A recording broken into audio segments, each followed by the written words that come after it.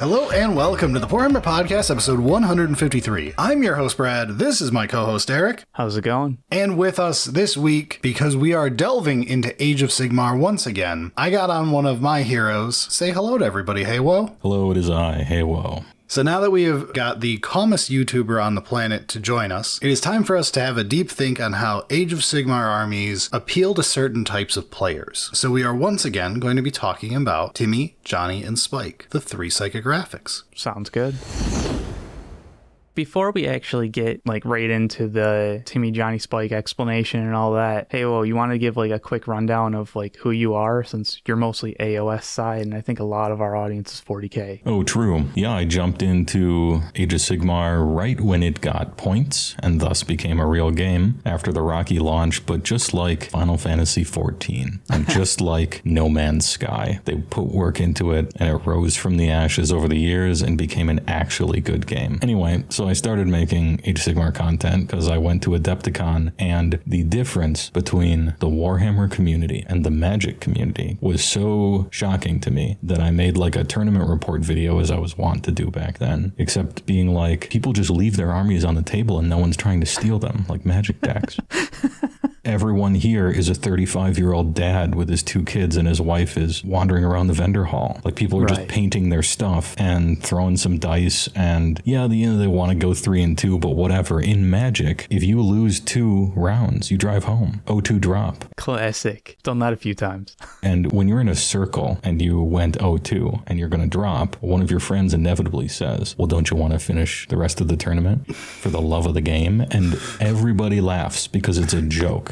Right. And then I went to an Age of Sigmar tournament, and they're like, yeah, I haven't played 5 games in a row for 6 months because I got 2 wives, 17 kids, 5 jobs, and I can only play 1 second every 6 months. This is great. I just want to talk to people who like the game. And that's when it began. And in addition to all of the content you make on YouTube, you also stream a lot. Yeah, I stream about twice a week. It's mostly just going on some video of a hike and talking to chat and answering their questions. And sometimes it's Age of Sigmar, and sometimes it's Magic, and sometimes it's waifu games, and sometimes it's Path of Exile, and it's unscripted. We can meander. I don't have to care about time or anything. It's a hangout thing. I started doing it over COVID, and it became kind of successful. And it's honestly one of the places that I recommend people go to when they're getting into AOS and want to bounce questions off of someone experienced. And it's got the same kind of chill vibe of AOS games, of just people hanging out and playing AOS kind of thing, as opposed to being hyper competitive and there's a reason we're here other than just enjoying time. The game is simply not worth being competitive about. This isn't chess. This isn't Magic. There aren't elos. The whole game's structure is not going to really make it worth that. The games are too long to have proper Swiss for tournaments, or the number of rounds. You can't fit that in a weekend. There's no prizes worth anything except a box for an army you don't play. Every tournament I've ever been to has a bar attached to it, and it's for some kid's cancer charity school lunch thing. And the whole system just isn't really built to reward competition that much. I mean, there's a sportsmanship award because they want you to be sporting chaps, right? They grade you on your painting, which you would, if it was a competitive game, painting would either have nothing to do with it, or it would be, if you give people points on painting, what's to stop someone from just paying for someone to give you a good paint job, and now you're simply pay to win. And so how Age of Sigmar, and I imagine maybe 40k, I don't know too much about that scene, sidesteps that is they're just it's all in fun, mate. Chill out. Yeah. My most well-behaved, enjoyable games I've ever had tend to be the top tables 5-0 highest skilled players always. Shocking from some other competitive scenes. Ones that we used to be in. Yeah. All right, so we've kind of done an intro meandering around it. Let's kind of get into the primary topic of, the types of players, and using Mark Rosewater's... Lord Rosewater. Right. His terminology for the psychographic profiles of Timmy, Johnny, Spike. So to start off with, this is our second episode talking about the psychographics. The first one we did all of the 40k psychographics, but we will go back through Timmy, Johnny, and Spike for the definition for everybody, but we're not going to take as long this time. Liar! So these are gaming psychographics. They tell you what kind of player you are. Importantly, everybody is all three. It's what you most feel like at any given time. You will fluctuate day to day over your life, everything, and you are always partially these three aspects. First is Timmy. Timmy is an experience-based player, someone who wants to experience something. So they want to do something unique, something big, splashy. Often will be shoehorned into being the person who wants to play big monsters, or do a really big spell, or go for a crazy low chance thing to happen. But they also are the type of player who cares about their opponent's experience playing the game. Someone with empathy, your general wanting everybody to have fun at the table. These are all aspects of Timmy. Timmy, completely true. Big monsters, big effects of all types, even big units, 120 zombies. That's a Timmy thing to do. Random is fine if the payoff is there. They like the drama of creating hype moments at the table. What Timmy hates is debuffs, counterspells, complexity, and when their choices don't matter. Timmy is willing to lose as long as they get to have fun first. Right. It's more about enjoying the entire game as opposed to finding the end solution, the win, the loss, whatever it is. It's about playing through the game and being able to, do the things that they find enjoyable. Yeah, Timmy's ideal game, everyone got to do their big splashy thing that they came there to do. And then somebody won, and that's not what's important. Then we have Johnny. Johnny is self-expression. Johnny is the type of person who comes up with a crazy combo or stacks a whole bunch of buffs on something to do something insane. Johnny probably would do some of our meme lists where, you're not supposed to do that. The intent and design was not to do that, but you found a loophole. The type of person who brings a beast boss on Squigosaur with their commandos in the new orc detachment in 40k just to show off the fact that, haha, they forgot to make a rule to stop me from doing this. Yeah, Johnny wants to be unique. Timmy will play a cookie cutter list if it's big and awesome. Spike will play a cookie cutter list if it wins. Johnny wants to be unique and show their puzzle solving. For Johnny, random is fine as long as they have the power to affect the odds. Johnny hates homogenization, restrictive rules writing, and when their choices don't matter. Johnny is willing to lose because they sort of already won when they made the perfect list, when they solved the puzzle. There's definitely a lot of Johnny aspects that the game is the list building, and then I guess we'll play because it's kind of fun and we're hanging out. And then we've got Spike. Spike is your competitive part. It's the part of you that wants to prove yourself. The person who dreams of going to the top at LVO. The person who wants to win Adepticon. Dreams of at least going 3-0 at your local or 5-0 at your local. It's that part of you. They will play a meta list. They will play a list that is off the wall just to prove that they can make it as good as a meta list. Someone who wants to bring something that is not typical but win with it to show off that they were able to win with this. They enjoy things like doing math to find the most optimal way to take something off the board, or they keep track of what your average chance at a charge roll is and then get confused when no one else in their board game that they invented can think of these things. Yeah, what's the chance of rolling a 9-up? We're not talking about it today. It was with rerolls. 42, 45. I know it's sub 50. Importantly, with a reroll, it's almost exactly 50. Anyway, these are issues for different episodes. But Spike enjoys proving something. Oftentimes it is, proving by winning. But, there are other things that can also be proven of scoring the most primary objective points or whatever it is of that's my goal and I want to prove that I can do it. Winning with an army that is leaving the game just to prove that you did it before it left so you can talk about it later. Apparently that's a thing going on. An interesting wrinkle for Spike is that they approach the game as it is, and not as they wish it were, much more so than the other two. They're not just win at all cost, remember it's prove something. I want to win with the worst army is a very Spike statement. Unlike the other two, random is not okay. They want to be in control, because that means their victories are earned. Spike hates anything that diminishes perceived skill, like dumbing down gameplay, or easy lists, or randomness, and when your choices don't matter. Despite the premise, Spike is willing to lose lose as long as their opponent was more skilled. That just makes sense. That's the way the world should work. Simply get better and then beat them next time. Yeah, importantly, the psychographics were originally designed by Mark Rosewater, who is the lead designer for Magic the Gathering, but they were meant to summarize gamers as a whole in any type of game. However, not all games cater to all three to the same levels. Warhammer is a very Timmy-slanted hobby. It's always been a beer and pretzels game that we try to force to be balanced so that people can have a better time more often, but it is at its heart, everything in Warhammer, be it 40k or AOS, leans Timmy. That's true, but also, as time goes on, the microwave background of the gaming universe is a water level of spike that is raising over time. I've watched gaming for 30 years, maybe 35 now, and the default level of optimization continues to slowly creep up, even for like casual people. So there's two forces pushing. It's not a very spiked game, but as time goes on, with so much easy access to internet and information and list sharing and all this stuff, we know so much more, and just the average like opinion about how optimal even a casual thing needs to be, I think, is going up over time. So many online games with ranked play are pushing for more and more sweaty gameplay as the default. It also kind of has to, because it's a 1 versus 1 game. It's an adversarial game. It's multiplayer. That is true. You can't blame bottom lane. Yeah.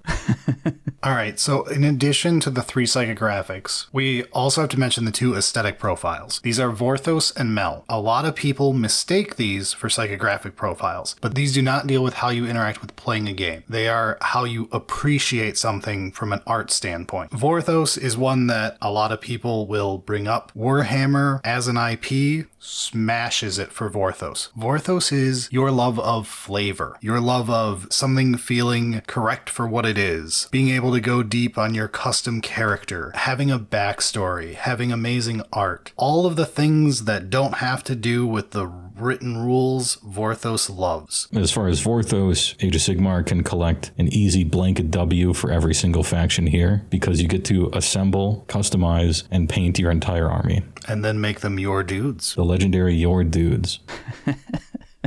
On the flip side, Mel is more about the mechanics, the actual like game design, the craftsmanship appreciation for what the rules say. And sometimes Warhammer is a little bit loose on that.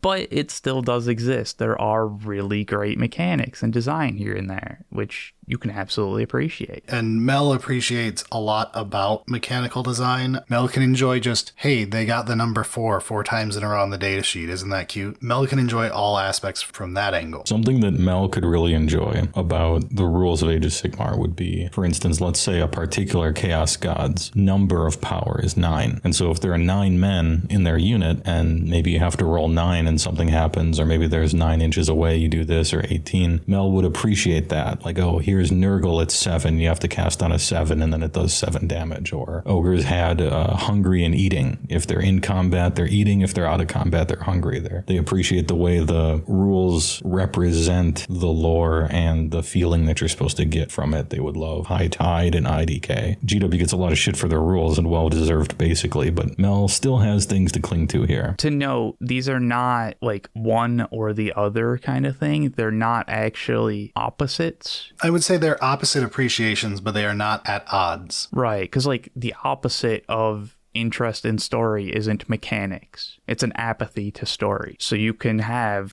both of them or neither of them to a certain degree. If you were a robot, I guess you could enjoy neither. It's a possibility, but we're probably not going to be going too much into these after that, because this is a focus on the 3 primary psychographic profiles, not these aesthetic profiles. That's a different episode. All right, that's enough of the boring, actually informing you of things and giving you context. It is time to get into the topic you came here for. Let's go through each faction, and we'll talk about both what I consider the fantasy of the faction, the ideal, the sales pitch, and the reality, and we'll see if they match up. And we'll go through all of Age of Sigmar's current factions. To start us off, we will start with Grand Alliance order. We're definitely not going in like the GW official order that's on their website. We definitely would never do that. We're not that boring. Let's start with Cities of Sigmar. All right, so Cities of Sigmar is like everybody banding together to hold on. We're a bunch of friends up against destruction,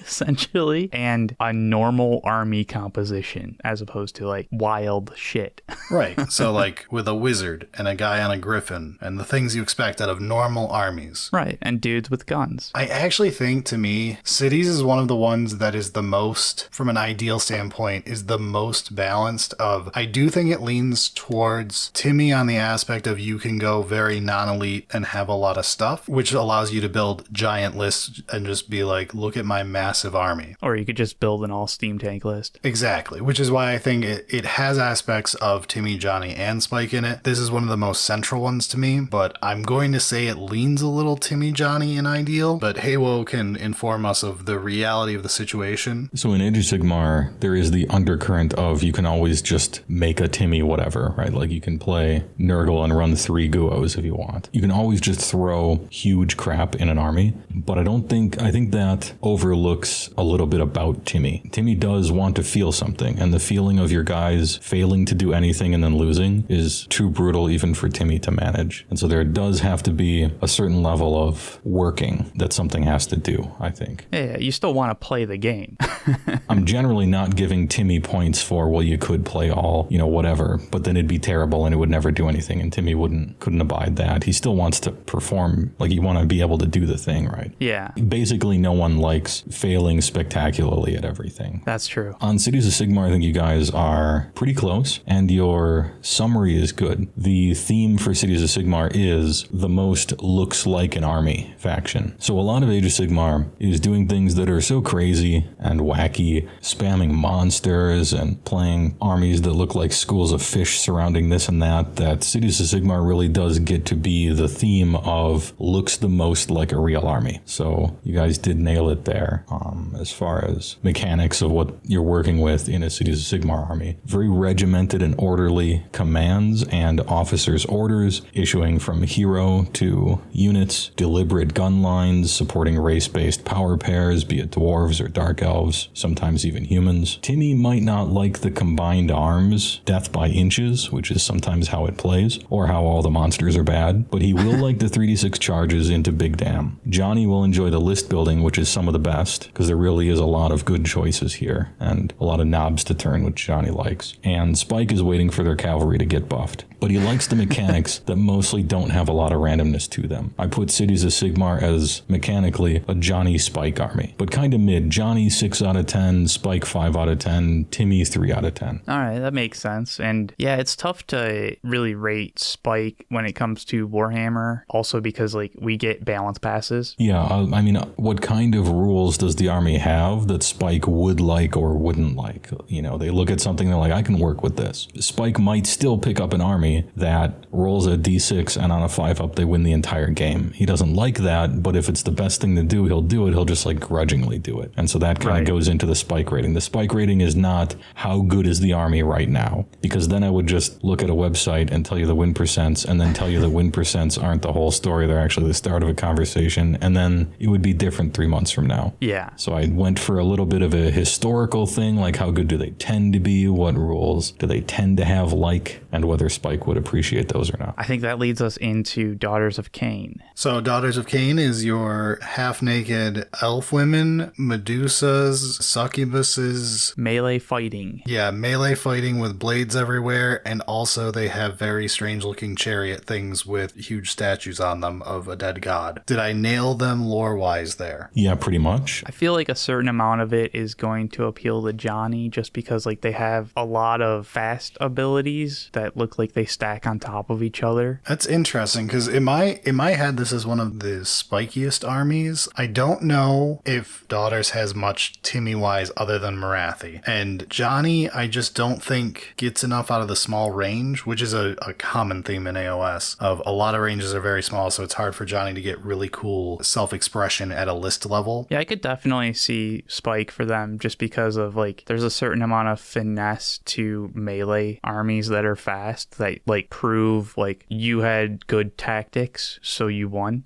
And they are your typical power stacking finesse melee army. Like you have to play really well to get really good results, but then it can be extremely powerful in that case. How close am I to right with actually how they play historically, Heywoah? Well, if we were talking second edition, you would be exactly correct. However, then they got the snake ladies, and half of the snake ladies are bow snakes. And so this all-in glass cannon, crazy lady lawnmower army suddenly became the shooting army. Oh, they're that good. And it was like that for an edition and a half, yeah. Okay. Foot hero version Morathi had a command ability that let you double shoot. So your entire shooting phase happens twice for one unit. And so they took a max unit of the bow snakes, and you could teleport them and double shoot, and if you got a double turn, you could quadruple shoot, and it became a shooting army with Morathi herself was the distraction carnifex for the army. You throw this invulnerable monster into the center of the table and put your opponent in a lose-lose position. Fight her and it doesn't matter, ignore her and she'll kill your guys, to waste your time while you shot everything to death. And she had everybody's favorite mechanic that makes me smile and makes everybody else mauled, and that's the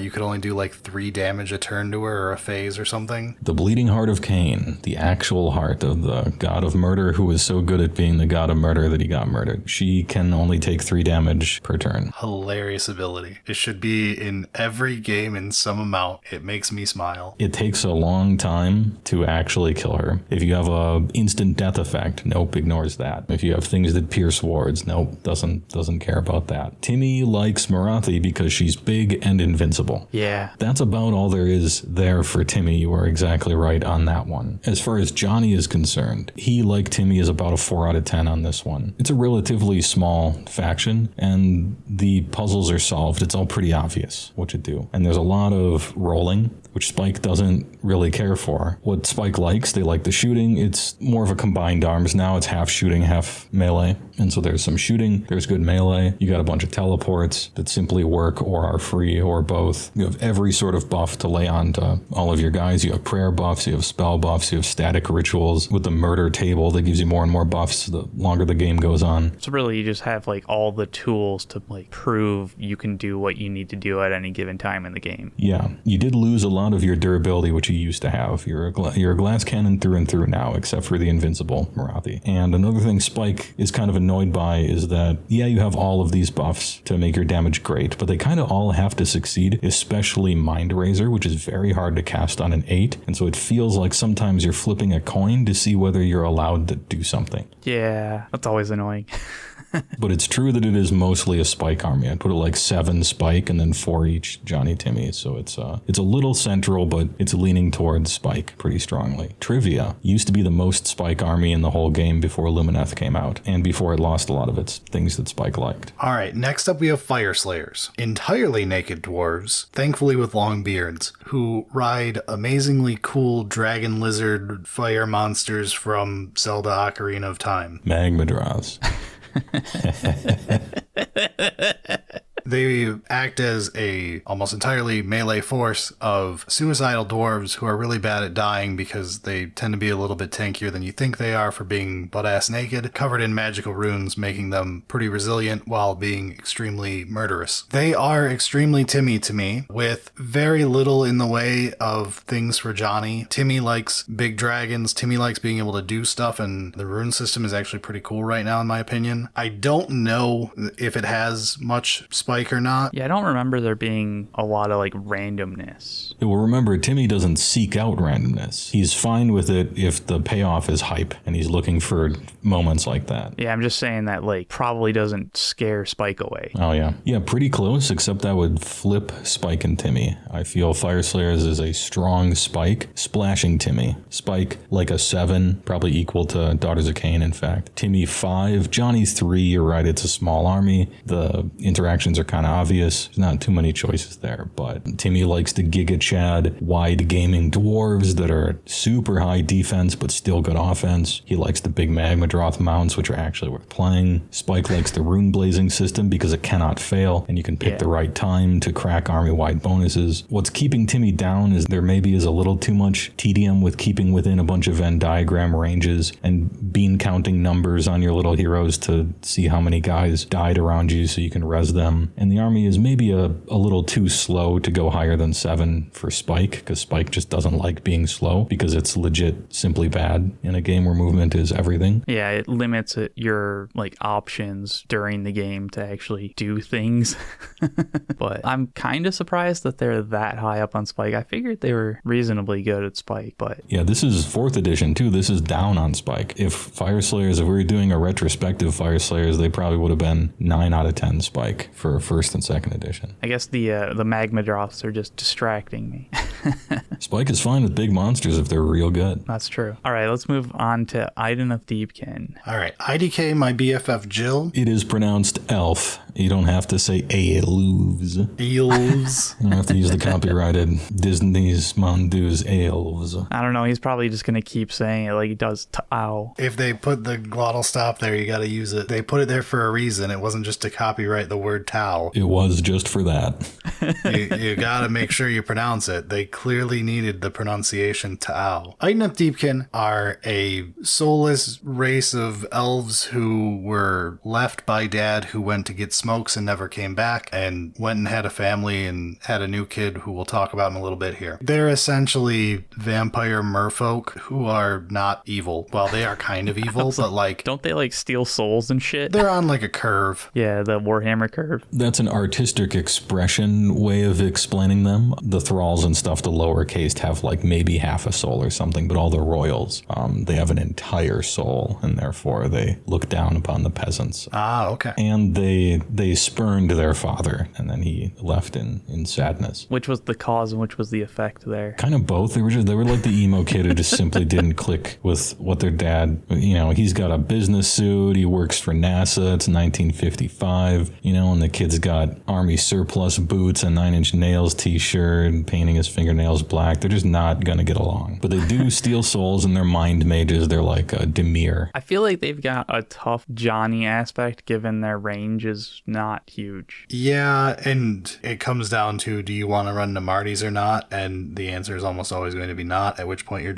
running a bunch of cool fish monster riders. But I'm going to say they've got a decent spike amount to them because, to my knowledge, they are extremely mobile. Very alpha strike. 80% of things in this army are riding some sort of mount. I think they are mostly spike with some Timmy in there. I would say they have a good amount of Timmy, though, because like everyone loves sharks. You've got your giant turtle. You've got a guy who has a cloak made out of a giant wave, huge seahorse monsters. Look, it's all about the Leviathan. It's all here for turtles. So I think Timmy and Spike are both pretty well taken care of with Idoneth. I think Timmy can enjoy a full alpha strike, like just go big with everything at once. There's nothing that Timmy has against that. It's just Spike is the one who is dying for something that is very mobile and punchy and can score points and can also remove correct pieces off the board. But anyway, Heywoah, how'd we do? So Timmy likes the big turta, right? Yeah. And he likes the waif chad and possibly the fish things, but in the same way that like Timmy's gonna look at a souped up Trans Am, right? And be like, oh, that car looks sick. And then he opens the hood and the engine is fully disassembled and there's a piece of paper that says some assembly required. And so Timmy likes the look, but actually interacting with the mechanics might be more complexity than they feel like they wanna do. You have to try very hard to get anything out of this army. It has a very high skill ceiling and a pretty high skill floor. And so I would put Idoneth Deepkin as a spike splashing Johnny, like a 9 spike, a 5 Johnny, and a 3 Timmy. Really? What's Johnny getting out of it? So this is the second most planning playing required army in the game, I think. You got to make a lot of plans, and you got to think ahead, and you got to solve all of the situations you're going to be in the puzzles. How to deploy in this way. Half of your army gets set up in ambush. You got the high tides. So high tide is their army rule, and each battle round, it kind of mimics a crashing wave. It starts out, you get some bonuses to cover and stuff, and then turn 2, you can run and charge, and then turn 3, this is high tide. It's the Babe Ruth turn. Your entire army on both players' turns fight first with everyone, no matter what. And so that's your moment to zero in on. Now, Timmy probably likes the hype of that moment, but out of all 3, he's the least served. Yeah, Johnny enjoys the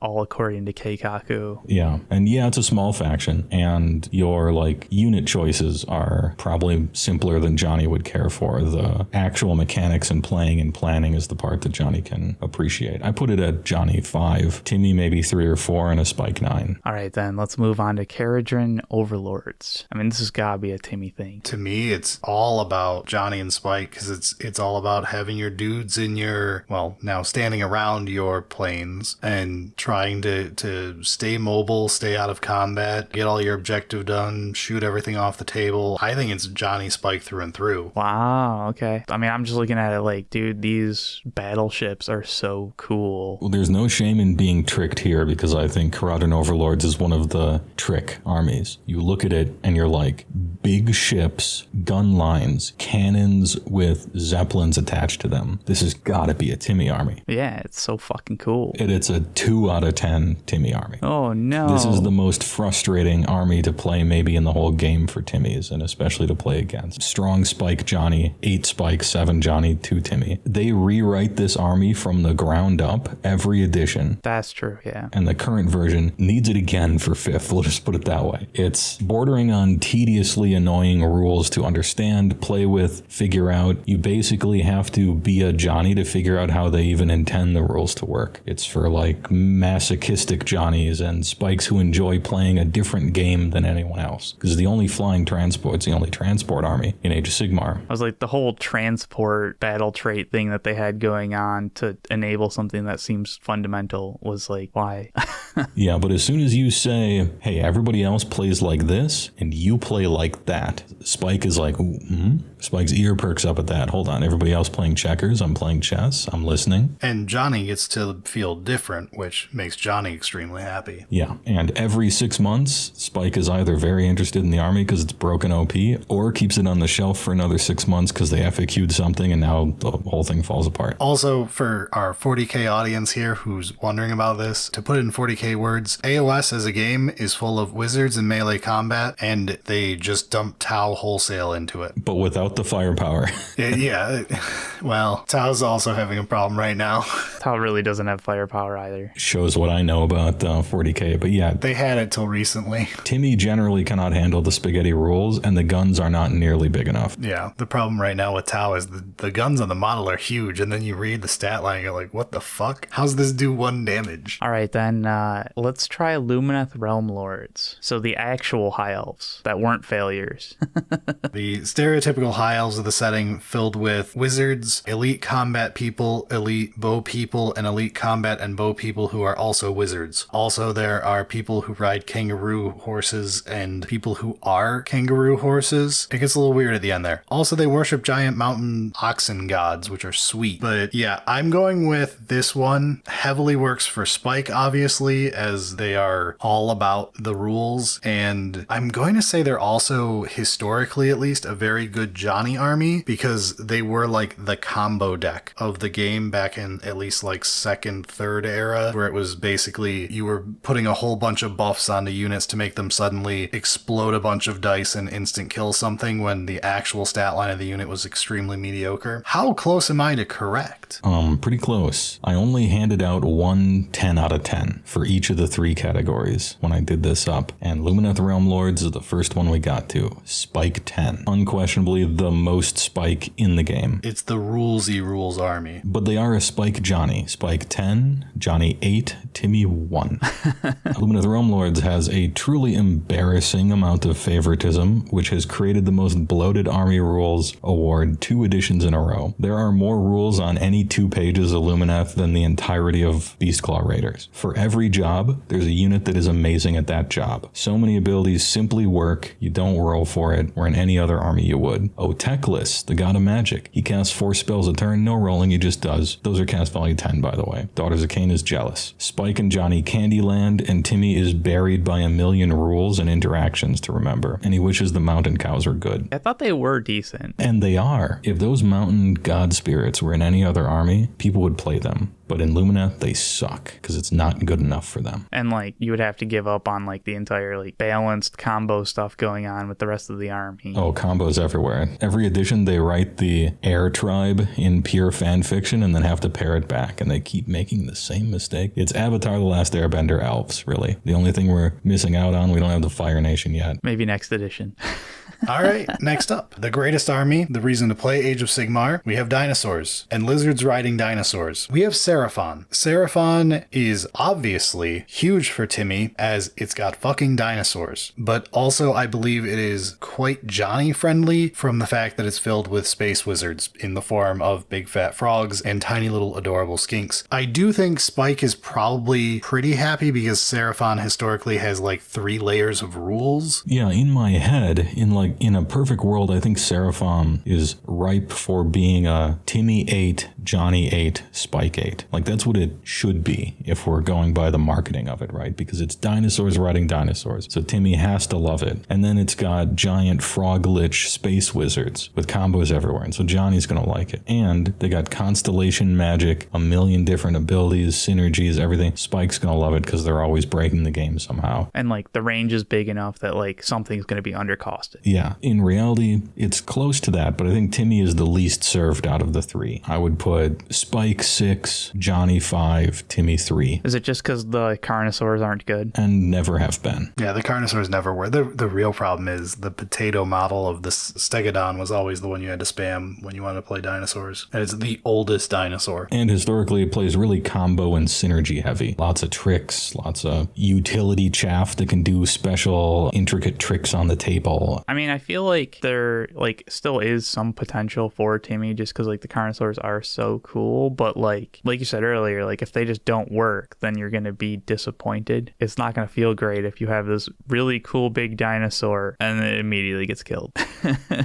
And we noticed that even in Spearhead when we were playing when I played my Seraphon in Spearhead, we noticed like 3 Kroxigor had way more impact on the game than a Carnosaur did. Yeah, I think they've been improving things for Timmy here. I would almost even put Timmy at 4 because the Timmy gameplay and some of the Carnosaurs and some of the Croco guys, they're probably better than they have ever been. All right, we're finally there to Stormcast Eternals, the intro army. So Stormcast Eternals, because they're the new player-focused faction, you would expect them to want to stay away from being Johnny or Spike heavy, simply because your newest player is probably going to be the one who needs the simplest introduction to the game, which are things that Johnny and Spike tend to be the counter of. Even from just a marketing aspect, if you're new to the game, you don't know the rules and you don't know the meta, so the thing that's going to draw you is the big splashy thing. But when it comes down to it rules-wise, I know historically throughout the history of the game, they have been a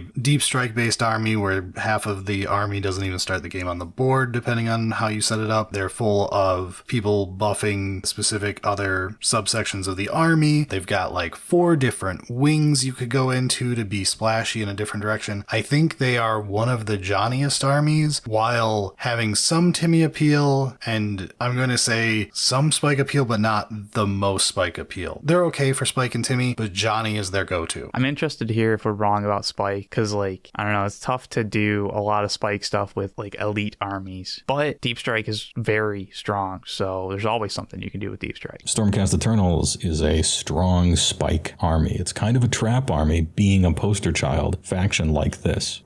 It's the namesake faction, big armor paladins and manufactured angels of artifice. With 100 war scrolls, you'd think both Timmy and Johnny would be very well served here. but it's a trick. 95 out of those 100 War Scrolls are entirely useless always, and so Johnny is never happy, and you can't fit enough cool combos in any of your lists because you're too elite to really let him flourish. And the playstyle is very rigid, specific, meta-dependent. You have to win through superior strategy, thinking ahead, itemized silver bullets. You can't play the fun stuff, and so Timmy doesn't like it. This is a Timmy 3, Johnny 3, Spike 8. Interesting. Okay. Now, historically, Stormcast Eternals win rates are mid at best. I mean, there's a spike here or there, but Stormcast are usually like mid-low mid, but considering that they're the most popular faction by far, because everyone buys a starter set, that's going to drag their win rate down. And secondly, just how good you are for winning isn't really what I'm trying to do with Spike. It's, does Spike like the type of mechanics and the type of ways that you win? Right. Yeah, it is interesting because thinking on Timmy of how we would have ranked Space Marines, the people who got into Space Marines got exactly what they wanted. The Space Marines plays like it is on the tin. It's definitely far more balanced than Stormcast Eternals, apparently.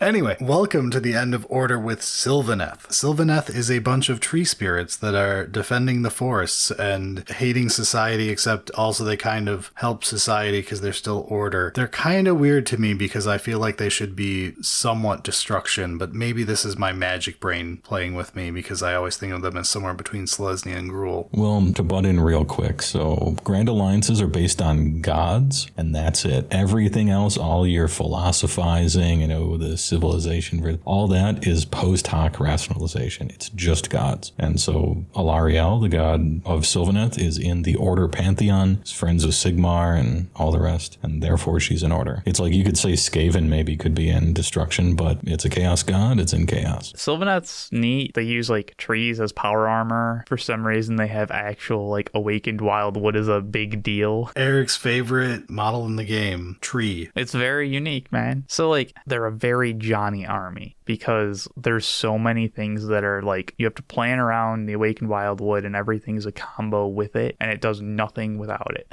They have been an army that is a terrain rule interaction army every single time I've ever looked into AOS stuff, and it did not change with their index in 4th edition. Dear God, am I still mad about that? The real question is like if all of that combo stuff actually feels good to do, is it actually, did it feel unique kind of, or is it all just like, you played the army and this is the only way you can play the army. Good job, idiot. I do think from a Timmy standpoint, you got giant tree dudes, you've got Alarielle on her giant bug monster. And like I think you have to take Alarielle. Yeah, and you have Kurthanos, I guess. I do feel like Timmy is just going to generally hate the faction the second they play with it because it's going to have so much positioning. Yeah, it's going to have so much finesse for actual pulling off anything that they're going to be frustrated when it's not just move giant tree dudes forward, receive 6 damage swings. Well, and it's just like so much rules upkeep of like, remember this rule and it only happens now kind of thing. The models I think appeal to Timmy, but gameplay probably not so much. I feel like there's a decent amount that can be done with Spike, partially because of all of the nonsense that you can get up to with the Awakened Wildwood. I just don't know if it's too many hoops for them to care. I don't know if it's ever been an acceptable number of hoops for Spike, but... So,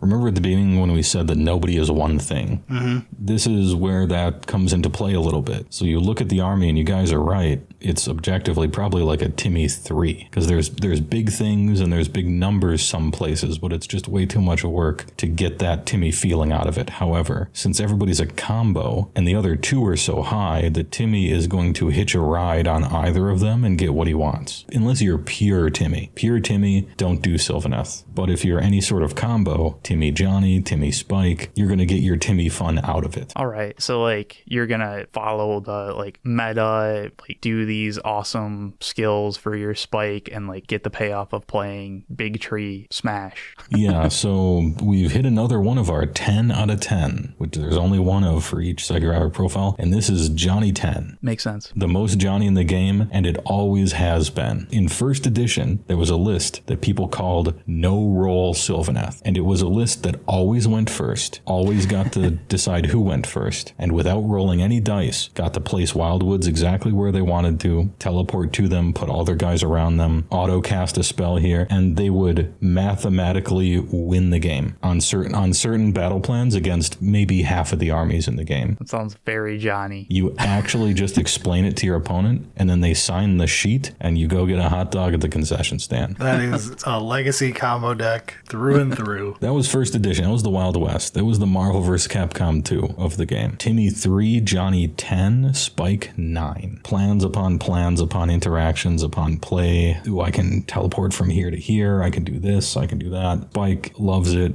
Johnny, it's a playground for him. Looking good for Sylvaneth. Very cool. But that leads us into Chaos then. Grand Alliance Chaos. Let's start off with Blades of Khorne. This is where we're obviously going to walk into the trap and say, obviously, Khorne smash, Timmy 10. Am I right, Heywoah? Well, if we were talking at any other time but now, you would be right about it being a trick army that looks like a Timmy 10, but actually it's a super Johnny, super Spike. However, we're talking about this today, and they have made noticeable improvements to Blades of Khorne. It's not all downsides here in 4th edition. Blades of Khorne is perfectly balanced, as all things should be. The direct center. Timmy 6, Johnny 6, Spike 6. Really? Spike 6? Spike 6. I could see Johnny. I'm interested about Spike, though. So here in this army, there is actually something for everyone. Timmy finally got the big damage that the guys should have always been doing. He has the big swing bloodthirsters that are kind of worth playing. There's good options for tinkering. It's always been a very Johnny army. In late 1st edition, early 2nd edition, this was the Johnny 10 or the Johnny 9. Blood Tithe is good for skill expression, moving on other people's turns. Tons of minutia about exactly where to position, exactly what Blood Tithe to spend on, which spells to counter, which movement out of phase to do, staying within all your Venn diagram buff zones. You don't have magic at all. This is a classic Spike beating you with his arm tied behind his back. Your prayers are a touch random, and so Spike doesn't like that, but we're still at a 6 because there's so much skill expression here, and you can make a bunch of different. There isn't just a single list. There isn't just one army where it's like, if you're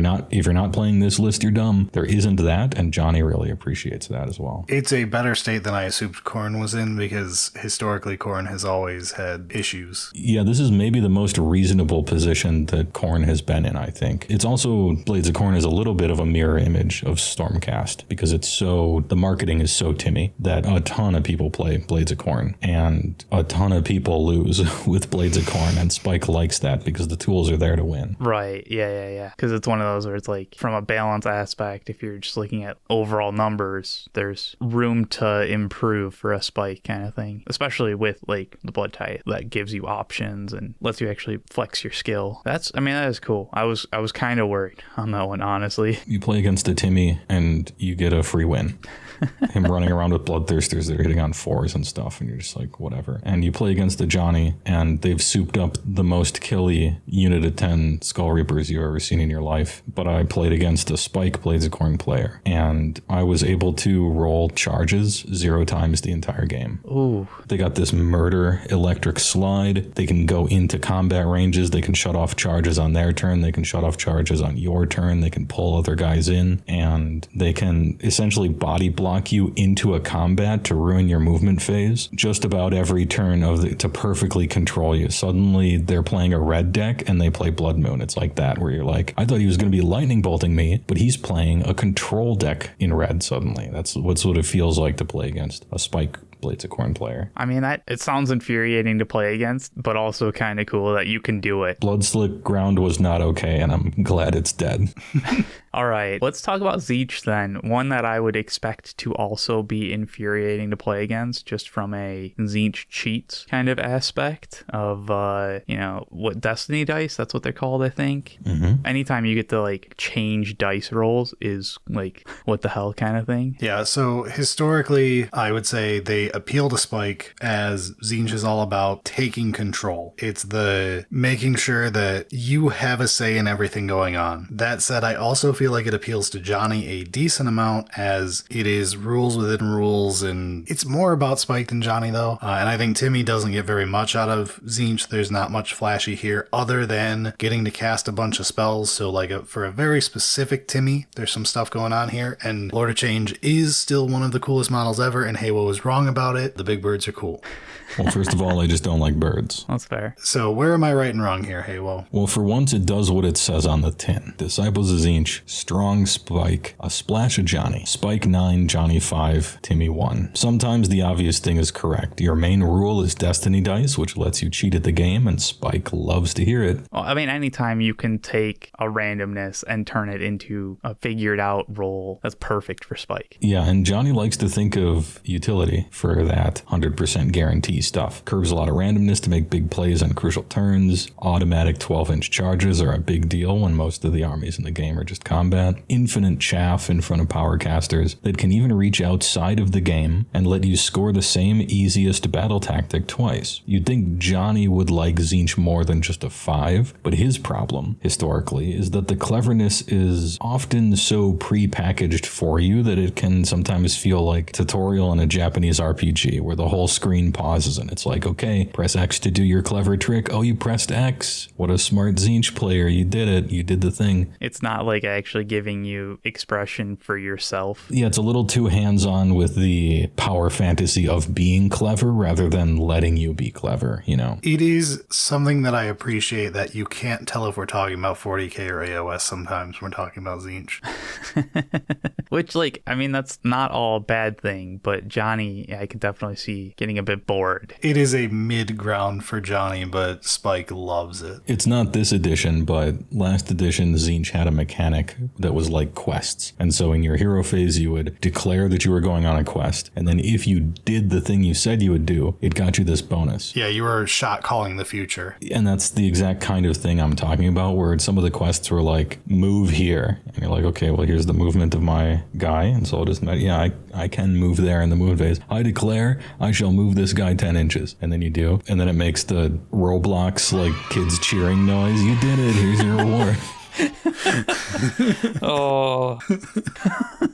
All right, moving on to Hedonites of Slaanesh. It's definitely not Timmy to me whatsoever. Even keepers for like the big thing in the army are like not big. I don't think there's much that an experience-based player is going to really get out of Hedonites. I do think it's going to fall between Johnny and Spike, but more heavily on Spike as it is a finesse melee army. So I'm going to say mostly Spike, a little bit of Johnny, and Timmy does not care about this army. The Temptation Dice also has interesting connotations for Spike to try and like take advantage of it, but like it does give your opponent some agency on what is happening, which is never great for a Spike. Giving your opponent more options isn't really what you want. All right, are we right or wrong? Well, you can't win them all. And I'm not talking to you two. I'm talking to Games Workshop rules writers. Hedonites of Slaanesh is the army for no one. Timmy 2, Johnny 2, Spike 2. Ouch. Oh man. Their main rule is browbeat from Magic. You give your opponent a nat 6. In exchange for it, you can put a buff on one of your guys. And that buff, strength-wise, is on par with any other buff any other faction has in their battle traits that they just get for free. If you give it to 2 of your units, you give them 2 nat 6s, which guarantees your opponent an auto 12-inch charge on anyone they want. In other words, you lose the game. Yeah, I was like, you never do that.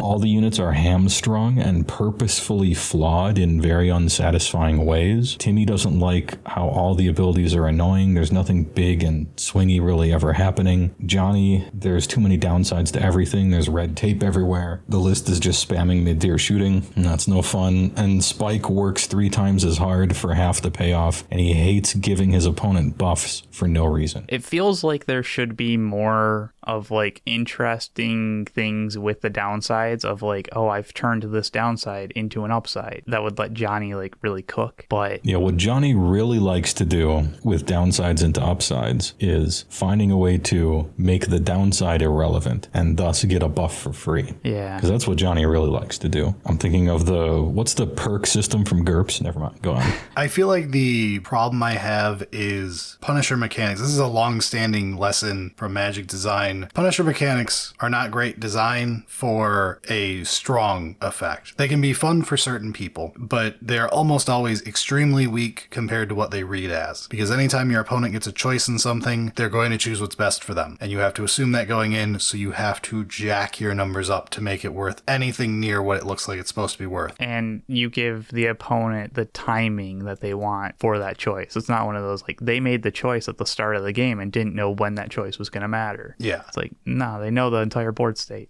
Exactly right. And it gets to the point where, like, Browbeat is a famous trap card in Magic. To show a Punisher mechanic that has to be, like, you get to this level and now a Punisher mechanic can work. You have Expropriate, which is I either steal something from everybody at the table or take an extra turn for everybody who was selfish. And suddenly you get to a point where it's like, by the time Punisher mechanics are good, it's, would you like me to win the game or delete that unit from the game? And they'll go, well, obviously you can just delete my unit from the game. Yeah, Expropriate is an example of a Punisher mechanic that's been pushed so far that it's really just, I win the game written 3 times on the card, and you ask your opponent to choose which one. Yeah. Yeah. And like, that's Spike's fine with that kind of thing. Like, Well, also in Magic, I mean, Magic players are different than Warhammer players. Dare I say, more optimal. Worse.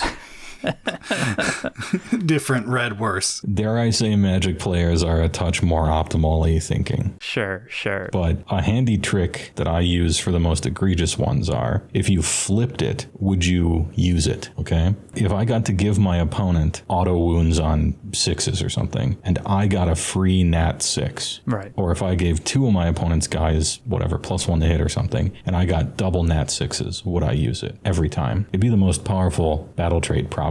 It'd be up there. And so since making it exactly opposite in who gets what, it would be overpowered, that says something about how good it is in its current state. Yeah. And there's too much masochism in Slaanesh. I know perhaps it's pretty fitting lore-wise, but I don't know that all your guys need to be so flawed in wacky ways. Yeah, at the end, like, this is still a game that we're trying to play, and like, everybody's still trying to like have some chance of winning. This has been a troubled faction. They've never really gotten it right. For a brief period, they were the most overpowered army in the whole game, but they've never really hit anything like what I think Slaanesh would play like to me. Hopefully, eventually they'll figure it out and then just make like slight changes as needed. They've become really good at those slight changes. Yeah, but let's move on to Maggotkin of Nurgle. I legitimately don't know much about these and kind of just assume that it plays similar to 40k, of like, they're supposed to be slow and tanky. Sit in places, score points, be efficient, boring, but effective. This is what they are in 40k. I think Eric and I both don't know Maggotkin very well in AOS. I do know at one point it was actually good to run multiple Guos and a Glotkin, which is based. That would be nice for Timmy. I do think Timmy gets something out of that fact. The thrice-fold befoulment is what it was called. Yeah. I see, when you get names like that, you know Timmy was happy, right? Like there was a point where that name was created and it's like, yeah, that was a great time, wasn't it?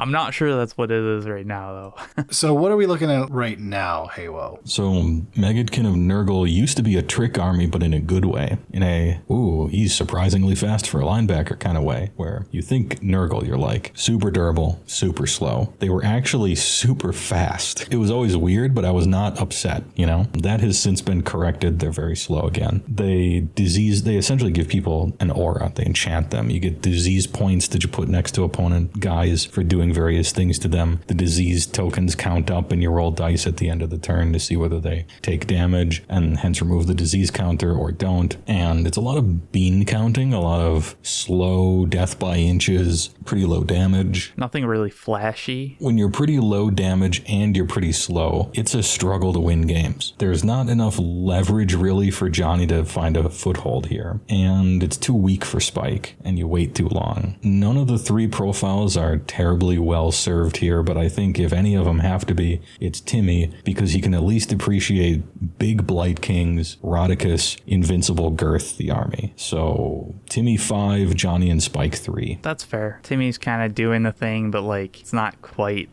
there. So. Yeah, I mean, being huge is fun for Timmy. Like when somebody rolls up to his Rodicus or Great Unclean One and does like nothing, and he laughs like the Blob from X-Men, like that's fun. That is fun, but then the opponent wins because they just have control of the rest of the board. Yeah, and Timmy is annoyed by putting counters next to 6 of your opponent's guys ties and taking them up every turn. Oh yeah, I gotta roll for that later. Right.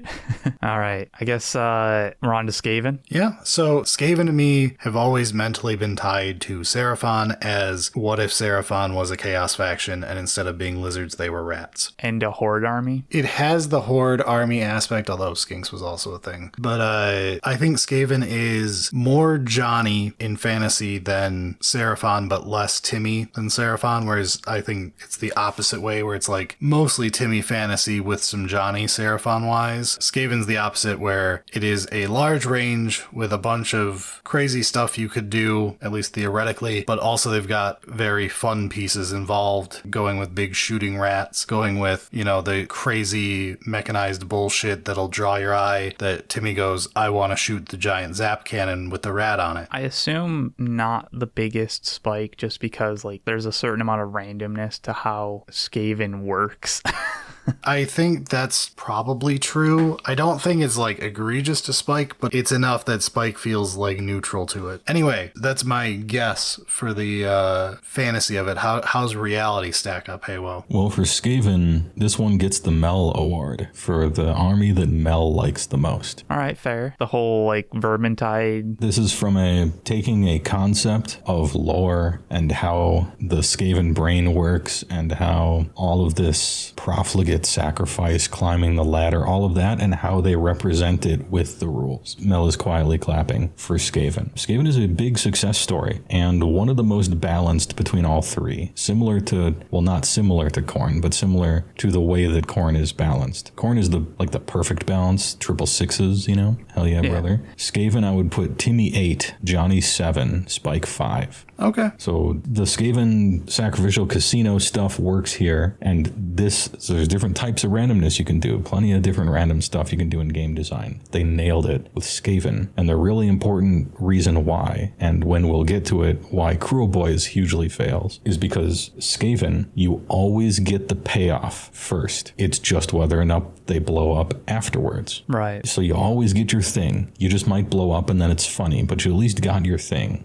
And Timmy is very happy about that. You can plan around it blowing up. And then if it doesn't, great. Yeah, statistically it blows up after 2.5 shots. Okay, but it's always going to do the damage. It's going to do the thing that I pushed the button for. And Spike is receptive to that. Spike will not like never play an army that has randomness. He's just looking to see if it's worth it. He does the math. And like when you can plan around it still doing the thing. Yeah, and so in this way it's sort of like the opposite of Destruction. Destruction has a lot of randomness because they think incorrectly that Destruction players like randomness and they're wrong. But Skaven has a lot of randomness too, but the difference is with Skaven you get the thing and then you might blow up. With Destruction, the thing just doesn't work all the time, which is the like bad type of randomness. You have lots of builds. Am I playing with Storm Fiends? Probably not, because they're always too expensive. You got Warp Lightning Cannons, which are tons of damage, maybe always blow up. Or do I want the Rat Snipers? You want the Rat Snipers, by the way.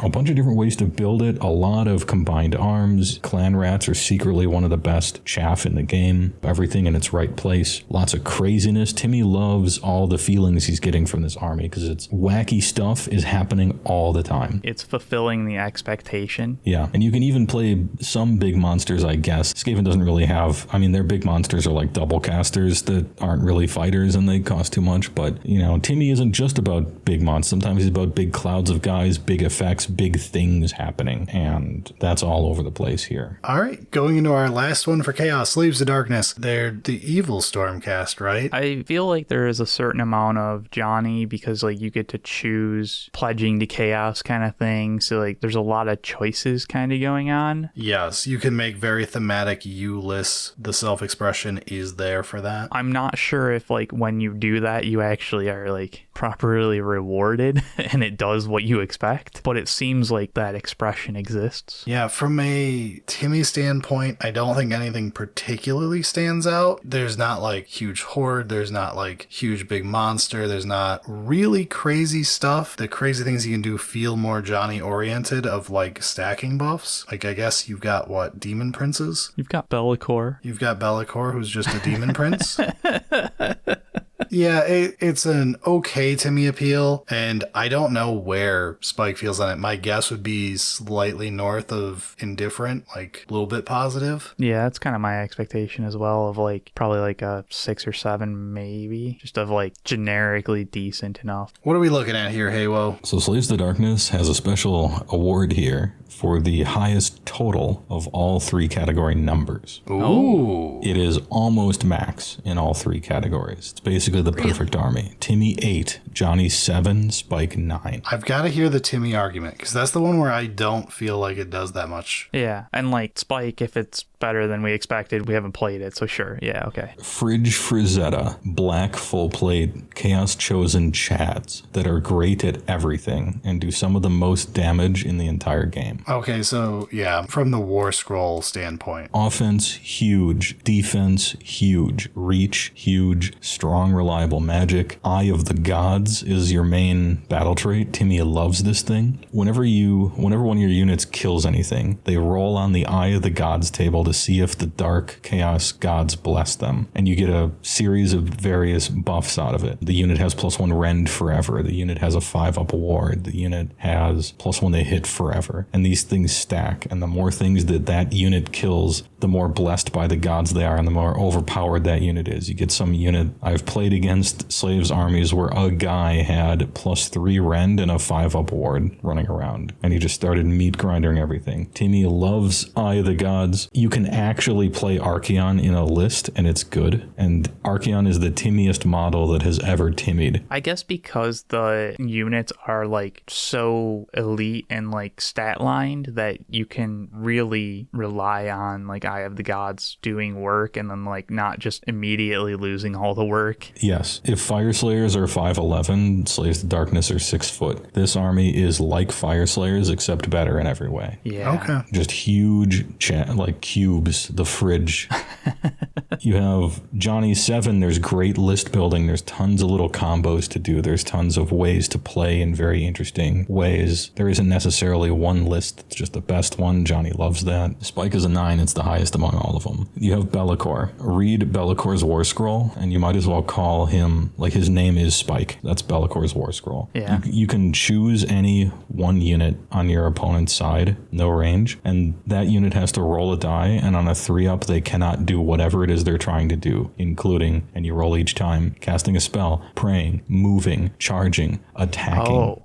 All right. For until it becomes your turn again. And you do this on your opponent's turn. This rewards target priority. This rewards choosing right. Oh, you have a 760 point unit, and you just it's your turn. All right, I'll choose that one. Oh, yeah. It can't move. Nope, it can't shoot. Yeah, that seems like it could be pretty nice for Spike. Oh, you want a double turn after that? Well, it's still not my turn yet, so go ahead. Oh, it can't move. Yeah, that seems pretty solid. You have 3d6 casting, so your spells are very consistent. Spike loves this. You have 3d6 charges from a spell. Very consistent. Spike loves this. You have kind of everything. It's kind of like the perfect army. Your generic like battle stats are pretty solid, so it's not one of those where it's like, oh, you have to do all of these hoops to buff it up into being. It's like, no, they start solid and then they just become Giga Chads. And you give everybody a mark of whichever Chaos God you think they want, and it just happens. It happens before the game. Auto. The Khorne mark is +1 attack for everybody in there. If they charged, the Slaanesh one is +1 to charges and other things. There's a lot of Johnny like, okay, if this unit, I can mark it this, and then I mark the hero that, and now that's a combo. You can take Demon Princes, and Demon Princes can point at a unit and be like, roll on the Eye of the Gods table right now, even though you didn't kill anyone. And so there's slot machine bingos happening all the time. I have to say, it's pretty interesting that it's like the sneaky hit. The one that like on the tin, you're like, it's definitely got appeal to Johnny. I'm not seeing any stands out things for Timmy, but then from a rules standpoint, Timmy is well rewarded, and then Spike just loves all of the reliable stuff and powerful breaking the game stuff that they have at their disposal. Yeah, the only thing that sticks in Timmy's craw is that all the monsters suck. Yeah. But there's more than just big monsters, and you could play Archaon.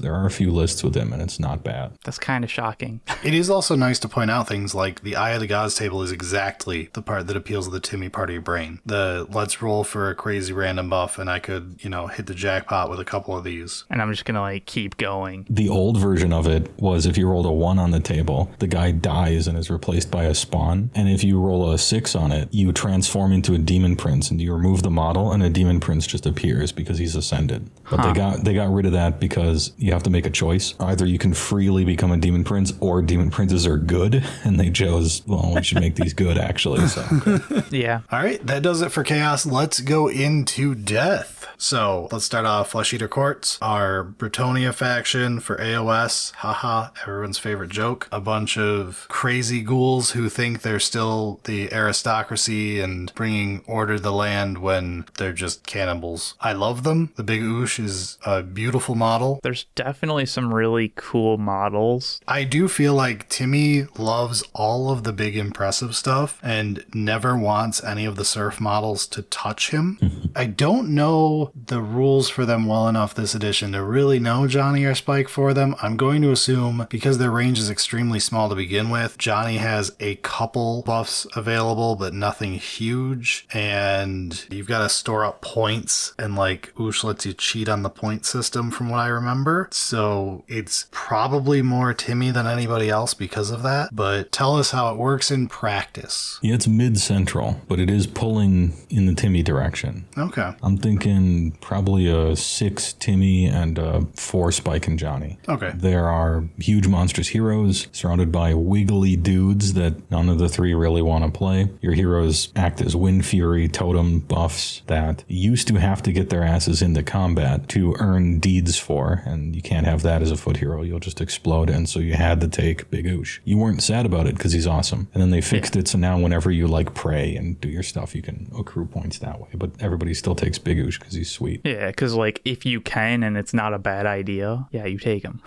There's lots of praying, there's lots of casting, and there's some really fun and silly abilities here. It's a very schizophrenic faction because it's kind of all over the place, and there's horror meets silly. Big Oosh makes enemies go insane and they attack their friends. You're rolling buckets of dice, but it is kind of, the whole thing works a little fiddly, and so the numbers are kind of low, but it's mid-central, and Timmy's probably the most pleased about it. A bit of trivia in the past, this was the 10 Timmy army in 2nd edition or so. Any Grizzlegore enjoyers will remember that dark time. All right, moving on to Nighthaunt. As I still remember this from when we did our index review, Nighthaunt is your army of Horde ghosts. Rules-wise, from a 40k perspective, boy did they read a lot like Harlequins at their most feared and demons at their most despised. So I'm going with this is the spikiest spike thing to ever spike. Johnny probably has some fun, and Timmy couldn't care less other than if he wants to run 100 bed sheets. There's probably some enjoyment from Timmy of just cover the board. But yeah, this has gotta be a spike thing, right? Like anytime you get to cheat on rules and obey different things than your opponent, there's opportunity. Yeah, the ethereal saves is what I'm remembering, combined with the cycle charging constantly and ignoring a whole bunch of different rules. Maybe we're way off. No, Johnny and Spike are both well served here. If we were talking about at any point in the past, Nighthaunt would be, Spike would not even, this army has been bad from release until exactly the index in 4th edition. And suddenly everything is different. And that's because they accidentally put the 9th edition Demons rules or the 8th edition Harlequins rules from 40k into a blender and then gave it to Nighthaunt in AOS. Yeah, so right now I'll be talking about the thrice hugely nerfed Nighthaunt, and it's still a Spike 8. All right, that's interesting. Johnny 7, Timmy 2. Yeah. Yeah, that sounds almost exactly right. The only thing here for Timmy is playing 100 ghosts, but you don't. So this is a charging army that gets to ignore half of the rules in the game. Spike loves to hear it. Everything flies, you ignore terrain and models, you're immune to rend. And anti-X, this edition is the way that they give most of the buffs in the whole game, and that's rend. And you're immune to the mechanic that the entire edition relies on to boost people's damage. You can run and charge, which is normally not allowed. You can retreat and charge, which is normally not allowed. You can charge even if you're already in combat, which has never been allowed before. You have tricks, debuffs, synergies, teleports. Here's 20 rules rules, figure out how to put them together, Johnny loves it, especially because it's worth doing. Right. So, like, is there any concern about rating it that high on Spike if, like, historically it's been terrible and it's already still getting, like, nerfed? No, I don't think so, because if I rated it in the past, I would have rated, like, how fun the abilities were, with an eye towards how good they were. And they were trash and not fun. And now they're way overtuned, but getting pushed back into line. But the fact remains of how they work. And there's nothing Spike likes more than getting to play a different game than everyone else, getting to ignore all that stuff. And the way they're nerfing the army is by, they increase the price a little bit, they rewrite a rule so you can only use it once instead of a million times, but they're not taking away the ignore this stuff part of those rules. And Spike just salivates when he gets to play chess and everyone else has to play checkers. Right. It's just a little bit more, Spike's got to try just a little bit more and show off that, like, oh, they really know when to use it properly to its greatest advantage. They're reining it in. The Nighthaunt original book looked like it was fan fiction written by a player and not like a rules writer. And it was the best destruction army ever made, although it was in death. Brilliant. All right, that leads us into Ossiarch Bonereapers. So OBR is what if a standard military, medieval era looking military setup was just all dead. I'm going to go with Timmy's not overly excited. Johnny's pretty happy about the buff auras and getting everything in the right position and stuff, playing a bunch of horses, or being the weirdo trying to be a hipster and play the triple or more artillery piece list. I feel like my only concern there is, like, there isn't a lot of options for units to, like, really pick and choose and show off, like, oh, this is my balanced army kind of thing. Yeah, but then I'm gonna go with Spike is mostly fine with it. I don't think there's any real randomness that you have to worry about or anything. I think it's generally just positioning everything correctly to get your buffs and playing intelligently. But I'm not sure I see anything that's, like, really crazy, but maybe I'm missing something. How are we doing on this guess here, Heywoah? Really good. It's the tactical genius army. Everything just works here. Relentless discipline, free bonus commands per phase, no rolling. Heroes stand next to your units, supplying good damage, good defense, good spells, good debuffs. You're just elite. Everything is consistent and measured and works, and there's probably a lot less rolling for stuff to happen. Timmy is bored by this. I mean, this is, I don't know, 40k mechanics, but Ossiarch Bonereapers strike me as the Necrons of AOS. They really are. As someone who was looking into getting into them earlier this edition, they really are. And it actually made me hesitate because as someone who owns Necrons, playing them can get incredibly boring. As someone who is both Timmy and Spike, it's like, I like them sometimes, but also, goddamn, they're boring. Yeah, Johnny even chafes that there isn't really anything unique happening here. There are a low number of units. The interactions are all mass-produced for you in a certain way. This thing just works, you do this, and yeah, it's Spike 7, Johnny 4, Timmy 2. Everything is measured and predictable and just works, so come up with the best plan and play perfectly, and you'll win. I mean, that's fair. It's not the most exciting, but it's not bad overall. Soulblight Gravelords then. This one's weird because the army is, like, right now getting updated. Well, yeah, but, like, you've got, like, the Death Rattle and the Vampire, and, like, the rules are, like, separate. In the 1,000 zombie list, I've painted 100 zombies and I can't play my list yet from, what was that, like early 3rd edition? Yeah. I feel like there's decent options to, like, pick and choose which part of the army you want to do, but then, like, there's only so much fun to be done with that part of the army. I do feel like Timmy is very happy that the Zombie Dragon update is gorgeous. Oh, yeah. Yeah, that's fair. I feel like Spike is probably going to be happy with a mobile horse army. What's Soulblight's main army rule? Why am I blanking on it? That's split. Yeah, there's the Hunger and the Endless Legions. Yeah, okay, that's right. Is resurrecting half of the unit back in its entirety. So 40 zombies die, you get 20 back. Then Spike's going to be happy because it's very reliable there. The Hunger's not really much of anything, but it's a thing. Because that's just a heal, right? Yeah, but it's surprisingly good because vampires are so durable and strong that they keep themselves topped off in most combats. So it's, you leave a vampire on 1 life. The next time he fights, he'll be back at 6. Right. You have to really kill confirm. Well, not 6, because I think it's a D3 now, but you get the point. Like, they have multi-wound models, and so they're kind of always topping themselves off in combat. They're kind of good at grinding. And it's not exactly like an army that's split down them. It's not like 2 armies shoved together like ogres. It's the vampires are in charge, and the mindless undead are their chaff and servants and stuff like that. There are a few bone rattle heroes and things like that, and yeah, you can play vampire cav, but that's just to mix things up. It's not like obviously kind of split factions like Gloomspite or anything. Okay, so they really do like want you to play it all together. Yeah, but Johnny loves this. You don't have to. Yeah, because you get variety then. I've seen all vampire cavalry Soulblight, and it's great. And I've seen tons of zombies and a Mortarch and this and that, and it's great. For AOS, there's a ton of different builds you can make that are actually good. This is Timmy 5, Johnny 8, Spike 8. Okay. It feels very Slaves to Darkness-esque, where it's just a well-rounded, appeals to a lot of people. Yeah, there are a lot more moving parts than Slaves. So you do have to, you're kind of like Mickey on the parapet there, directing the storm in Fantasia. Like you gotta keep it all together, but that's also part of the fun. Yeah, I mean, it is cool that there are so many variations to build in that army, because I think that was their intent. Yeah, I wish they would do that with all the soup books, but hey, what are you gonna do? And we got a brand new Prince Longdong, looking good. Can't wait. I hated what the old Velazid looked like, a big rat. Yeah. But that leads us into Gloomspite Gitz. So we are entering Grand Alliance Destruction, the most beloved, always balanced correctly, never a sour player in these factions. Heywoah smirking silently as I say these things. Time for the NPC factions, the jobbers. How low does Gloomspite go? Eric is the straw man that GW believes in, who thinks chasing the bad moon is what people want to be doing in their lives. I think it's fun. Personally, I enjoy it. It's stupid as fuck. I enjoy it. I think it's fun. I'm refreshed to hear at least one human being on the planet thinks that way, besides you and 4 people who work at GW. Yeah, I was like, I'm in the massive minority on this one. I do wish it was maybe not better, but just like a little bit of reliability, something.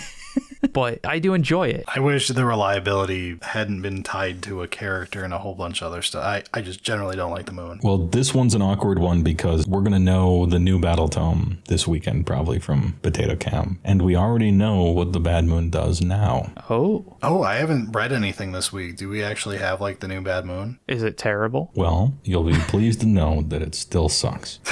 Perfect. All right, so we don't have to worry too much. It's less random. The buffs are all terrible, except the Trog one, which used to be the best one, and it still is, but the Trog one was nerfed a little bit, and that's the Bad Moon. It was nerfed a little bit. Yeah, because people like Trogs because it just fucking works. They're big and cool, and you roll dice and they do damage, and when they move, you just move, right? Yeah. Trogs are the Gloomspite Gitz for people who don't like the stupid randomness, and it turns out that's everyone. Hey, everybody but me.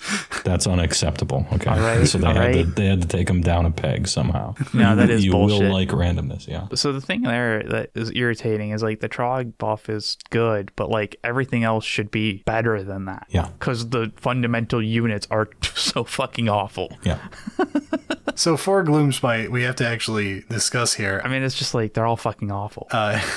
Maybe Johnny gets a little bit. I don't know. Spike does not like this army. This army is randomness incarnate. I think Timmy does like this army sometimes. A specific Timmy likes this army. The Troggoth part does appeal to Timmy. The funny randomness can appeal to Timmy, but Timmy will get frustrated at the randomness occurring. It's not really the randomness. It's that there's no payoff to the amount of randomness. Yes. Yeah. It's one of those, like, you can have something be really random like this, but if the payoff is fucking amazing, then it creates a story, and Timmy is like, I chased that story and it fucking happened, dude. That was the greatest time of my life. Yeah, and I think that's basically like the one redeeming quality of the army, but give us your lowdown, Heywoah, before the Battle Tome, obviously, so this will possibly change somewhat. Yeah, I mean, well, the way Battle Tomes have been going, it might be exactly the same, except slightly worse, which seems to be how the Battle Tomes are going. I love 4th edition. Anyway. Yeah, 4th is following 10th in ways that I was not hoping it would. So Gloomspite Gitz. You know how most armies are an army, right? Like a book, and you got your army in it. Well, Gitz is 5 armies in a straitjacket thrown into the trunk of a car, on fire, driven off the Grand Canyon into a garbage dump. It's a mega soup book held together by duct tape and baling twine. And really old models. And you can think, okay, well, what are the problems, the potential problems with a mega soup book, right? Now, one of the problems could be, well, if there's too much intermixing between it, then the mathematically best 3 units rise to the top and you never play anything else. Right. And if there's too much roadblocks in between and red tape in between everything else, then you have 5 armies in one book, and one army is the good one, and they didn't have time for the other 4. So these are the obvious problems. They avoided none of these.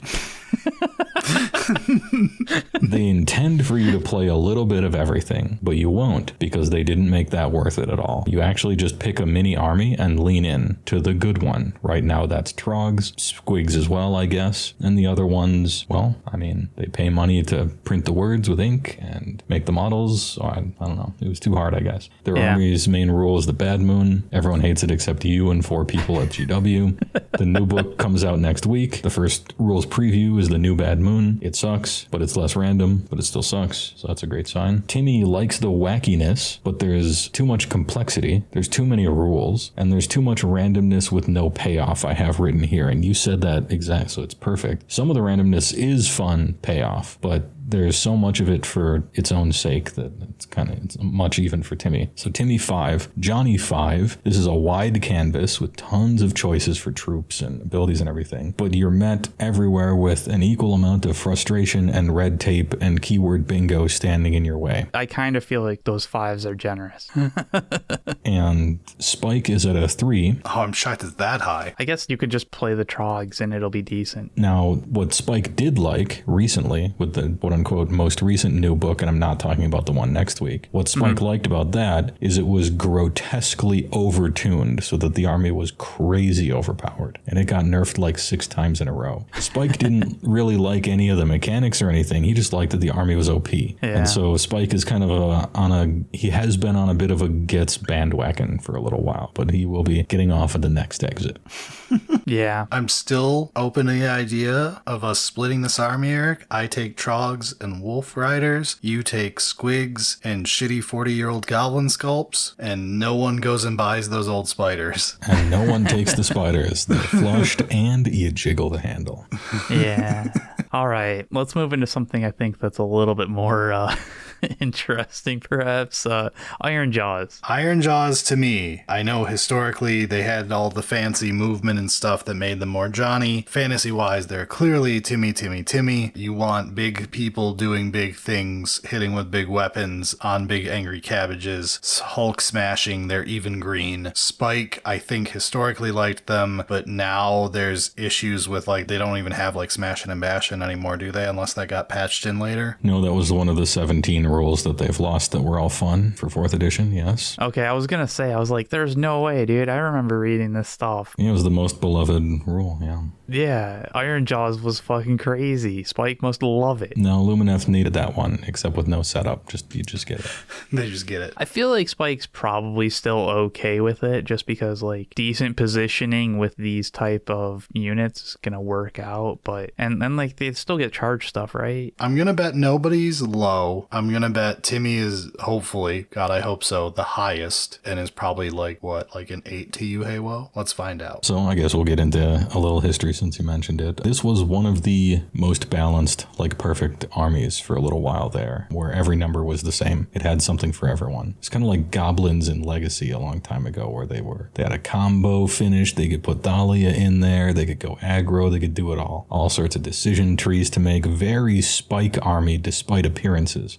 You look at the cover of Ironjawz and you're just like, Timmy 10, run forward, attack. You were playing combat chess. It was like Spike 7, Johnny 7, Timmy 7. It kind of had it all. The latter 2 kind of got kneecapped there. I considered a Timmy 7, big dudes, big damn. Who cares if they can't reach and they're slow and they also die. Johnny 3, there's a lot of fiddling around before you just spam Ardboys and give up. Oh, okay. That's disappointing. yeah. And Spike 4, because you have no delivery mechanism, you're super slow, you're not actually as durable as your armor value would show, and your main buff is super random and not in a way that you can really take advantage of. It's just frustration. Timmy 7, Johnny 3, Spike 4. Yeah, I guess that does make sense for Spike of like movement is very important, and yeah, kind of lost a decent amount of that, but still decent for Timmy. It's doing the thing it's trying to do. Now let's move into Eric's actual AOS faction of Kruleboyz. Everybody loves rolling random things, right? My condolences. At the beginning of the edition, I said, congratulations, Kruleboyz. It doesn't matter if they nerf you to oblivion because the index is written so fun that you'll get to have fun all edition, even if they nerf you. Because they clearly wanted you to have a bunch of fun with all these rules that nerf your opponent's stuff and make them look terrible at everything. It'll be really fun long term. And then the one thing I did hear is apparently everything that was remotely playable in that index was nerfed to oblivion like 2 weeks later. Yes, when the Battle Tome came out, yeah. Yeah, so like 4 weeks later. The whole idea of like, you know, be sneaky and like poison your opponent, and like it felt like it was doing that in a reasonably thematic way that was worth the payoff kind of thing. Yeah, I would say fantasy wise, beginning of the edition and like what they seem to be going for them from like a setup wise, big into Johnny. There's a couple things to maybe interest Timmy, but not really. It's mostly Johnny's game here, and Spike liking the fact that you can make your opponent be worse at the game than they think they're supposed to be when they do their maths. That's generally my thoughts on what they should have been, but I am aware that things did not go great for Kruleboyz the last few months. I just don't know the details. So Kruleboyz, they are the inverse shadow of Skaven. They're the Skaven of destruction, except that comparison goes all the way into the zone you don't want it to go into. Of destruction is always the stepchild. Of Skaven getting randomness correct, and Kruleboyz kind of not. Timmy is 4, and I'm being generous because big mortal damage is fun, but that single thing has to carry you entirely. There is a bit of fun there, but I guess you are rolling, like rolling is fun to get the dirty tricks, and should I go to a 5-up and try it, you know? But yeah, it's a bit too much, and you're sort of too tricky and too glass cannony, and everything is too risky and dangerous. You don't have any parachutes really, you just die. And that's annoying for Timmy, because you want to play with your stuff at least. you are really, really fucking for hell. Yeah. Johnny 5, which was before the book came out, it was 7, maybe an 8, probably a 7, but took an arrow to the knee. Like all of the fun is gone. And Spike was a 6. It was probably the highest tolerance for randomness Spike could ever have is 6. But you really could do a certain type of Spike, a non-risk averse Spike could really find a home in Index Kruleboyz. And then the Battle Tome came out and it's a Spike too. Yeah. Oh, it's so disappointing. It's really sad because the updated index for Kruleboyz, me and Vince both on Warhammer Weekly were like, we singled out Kruleboyz as the one success story in all of destruction. Like, they did this right. They got it almost perfect. Yeah, there's some stuff that we would like to see, but they're the closest to it. Do this with the other ones. And then the Battle Tome came out and they just made them awful. I'm like, oh, okay, so this is a bad portent for the future. They were like, oh, you guys liked a destruction army? We'll fix it. It was doing the thing that players wanted, but like it was doing it in a fun gameplay way, which clearly can't happen. And since I said we're not going in the order of the GW website, next up is Sons of Behemat. Wow, nailed it. Damn, what could this be? This one is obviously Timmy. It is literally Knights but AOS. It is a bunch of giant models, or if you have no love for life, smaller giants that are uglier. Shockingly, compared to 40k, you're not like forced to take the smaller ones to have any chance of really winning. It is objectively the correct choice to take some small ones instead of 4 megas. Yeah, some, but not all. But that's wrong. It's like philosophically wrong of them to have done that. And most Gargan players ignore that, as they should. Right, absolutely. So do you want to give us the real rundown, Heywoah? Sure, I mean, this is no surprise. Oh, by the way, special award, the highest of one category. That would be Timmy 10. Max Timmy. The real question is what the other ones are. There's almost a trick here, but one thing saves it. And so we'll get some roller coaster emotions here. Huge durable titans, up to 40 wounds each. Literally 4 models on the table. You suplex enemy monsters. You do WWE moves, okay? Whoever came up with the psychographic profile of who's interested in melee knights and who likes WWE, it's a circle, okay? Right, that's kind of true. Brilliant. It's Timmy Town, and no one else is invited. At first, I was going to give this Timmy 6, because as you look through the War Scrolls and the rules of Sons of Behemat, you will find things that don't sit right with Timmy. There's some incongruencies here. Oh, isn't there the one with the club? Well, that's all of them. These dudes are holding clubs the size of school buses, and they have damage 2. Yep. Yeah. That's the one thing I remember. They had like too many attacks and too little damage. Damage 2? What? Many such cases. Amid all of there's that kind of stuff is all over the place in Sons. Just head scratcher, why is this how it is? But then Timmy discovers the Gatebreaker Gargant and all is forgiven. The only correct one. And it becomes Timmy 10. Gatebreaker Gargant has a rule, okay? And it's called the Beast Pounder. I don't know what it's called. I just made that up. And this rule is you can forego all of your attacks in combat and instead flip a coin, okay? 1 die on a 1 through 3. Miss, attack sequence over. You're done. It's the opponent's turn. GG. Hit, 5d6 mortal wounds. Nice. 4d6 mortal wounds, depending if it's the Beast Breaker version or the Gatebreaker. But that's a crazy amount of mortal damage. Yeah. If it hits, it will do more damage than any of your attacks if you even got really lucky by the end of it, if you're fighting against anyone with armor or anything like that. And so you get to play with 4 Gatebreakers, or maybe King Broad some shit and then 2 Gatebreakers or whatever. And you are playing 4 40 wound dudes lumbering around the table, flipping coins every single combat to see if you Babe Ruth someone off the planet. It's the most Timmy thing that could ever happen. And it's almost statistically worth it to play like that, even. Almost. So long as it's close, that's good enough. Without Pulverizing Strike and maybe King Broad, this faction would be like a Timmy 5, and they'd be like, you failed at making Gargants. And the faction is dangerously close to that. All they have to do is remove this one rule, and it's ruined. So caution. It would be like an army created to trick Timmys into buyer's remorse. Now we move on to Johnny. It's a 1. There are 6 War Scrolls in the entire book, and most of them are almost entirely copy-pasted for their rules. All of your options, like sub-factions, artifacts, all your choices you can make are like all bad. There's one okay one, and that's it. There's nothing for Johnny to do to get his hands in. Yeah, that's true. Okay. The mechanics are extremely unsatisfying. There aren't any combos. I don't think there's a single combo that matters in the whole book. There's a kicking objective thing, but it's shallow and restricted and it just doesn't work. And most of the battle plans like forbid it from working somehow. Oh, that's bullshit. It just wouldn't do anything. It's like a cool idea, but then you read the fine print and you're like, Okay. Because I was like, I feel like there's something there for Johnny, like, but yeah, obviously not. I guess like a Johnny Timmy might enjoy it because then Johnny part of his brain can find the Gatebreaker and read Pulverizing Strike. Like, and then, okay, ooh, I did a thing that was weird.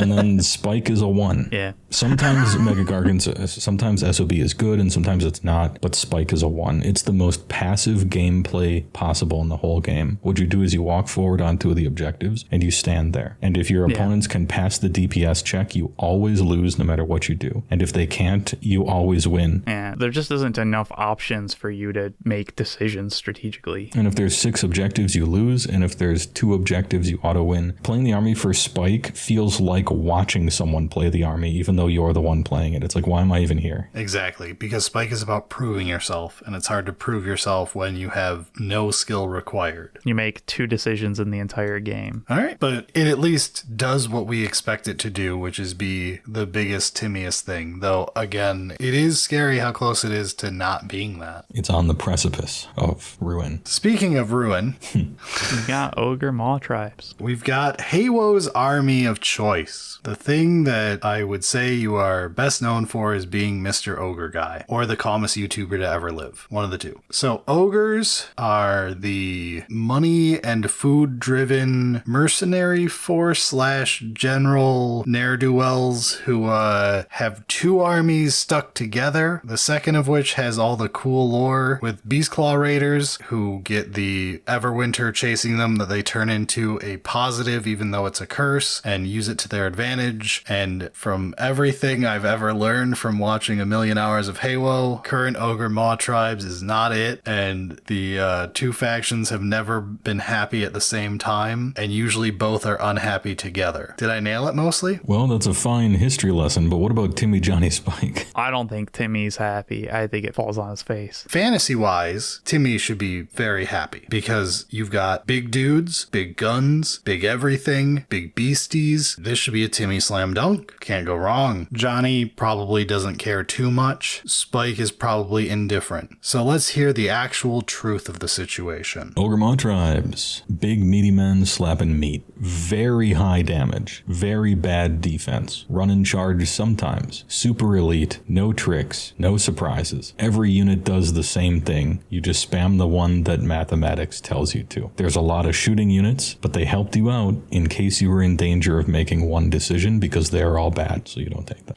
Yep. This used to be the rare Spike Timmy army, like high Spike, high Timmy, but it has since lost everything that Spike was interested in it, and now it's down to maybe a Spike 3. There just isn't much left for that. Johnny 2, there's basically no options to choose. Things are either good or useless, and it's real obvious which is which. Nothing really for Johnny to do. Timmy 9, big boys, big damage, big impacts. If your 8 Iron Guts get into something, they're gonna do 30 damage after saves. Like, you're just gonna golf club swing people off the table. If they get charged, they'll all die, and you'll rack up for another game. What if you want to play Beastclaw? If you want to play Beastclaw, then you are spamming the cheapest monster. Whatever the currently cheapest monster is, it doesn't matter what its war scroll says, because they're all bad. You just play the cheapest one, because you get guaranteed 4 or 5 mortals on every charge. And you just multi-ball Addams Family pinball people. You play like 7 or 8 of the cheapest, shittiest monsters you can, because they all capture 10, and they all guarantee 4 or 5 mortals on the charge. So you just charge 3 monsters into the same unit and hope the mortals are enough to cripple them and then stand places. Any monster that gets charged of yours will die in one hit from anything, because Stone Skeleton is gone. Your ranged that you used to have is gone. Your big playmaking monster truck running over people to do something clever is gone. You used to have anvils, that's gone. You charge things for guaranteed mortals and you stand and then die in one hit. It's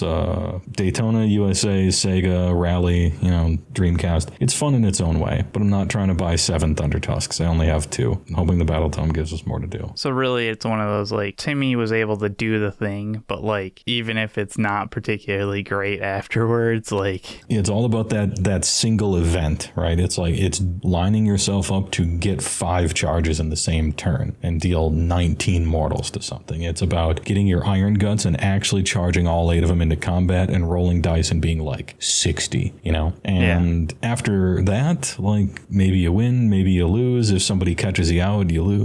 Okay, but you did the thing. Yeah, Babe Ruth struck out a lot too, but man, he swung hard. All right. I guess that makes sense. That's fair. It's honestly better than what I remember when I was checking in at Index Land. Yeah, because they did a very, very recent index balance update. Oh, okay. I watched your first 3 games and was watching you get slapped around by 2 demon princes in a chosen group. That was a similar expectation on my end of Timmy still needs to actually be able to do the thing and not just immediately pick models up and just walk away and grab a beer. Did you watch the game where the Thunder Tusk lost a combat fight against Fell Bats? No, that one I don't think I saw. It was a fair fight, right? Everybody starting at full life combat between a Thunder Tusk and Fell Bats, and the Thunder Tusk soundly lost the fight over the course of 2 turns.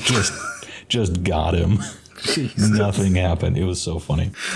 That's brutal. But then we got a very recent index balance update that gave Beastclaw one trick, and that is guaranteed mortals on the charge instead of them failing 33% of the time. I was wondering how you were getting so many mortals out of those shite rolls. Yeah, and with that guarantee, now that's our time for damage. We do more damage in the charge phase than the combat phase. Which is fair. That kind of makes sense. Yeah, I was hoping the monsters would be expensive and great instead of really cheap and you spam them. But I imagine we're getting a big refresh with the new book, Absolute Hopium, so don't worry about it. All right, that wraps up the final faction. We have now gone through 20-something factions here, so hopefully it can help you figure out if the ones you are looking at are right for you. Yeah, and like, don't worry too much if like the faction that you play and enjoy doesn't line up with what you expect your primary psychographic profile is. Like, if you enjoy it, continue enjoying it.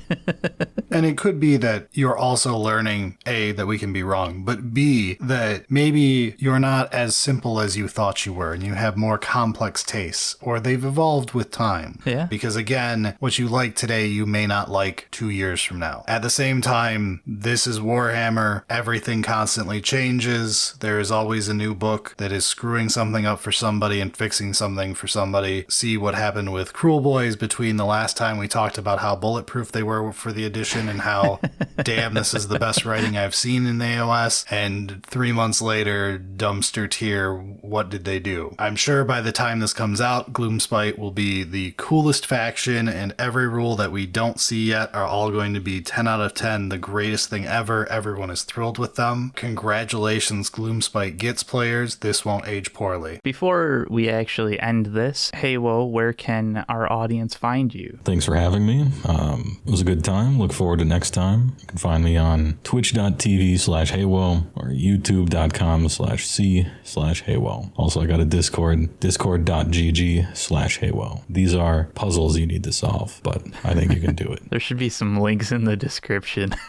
They will be in the show notes or the description or the pinned YouTube comment, depending on where you are. Good luck. All right, that wraps up this topic. I hope people found it useful, but we have kept Mr. Heywoah long enough this week, so it's time for us to get out of here. Sounds good.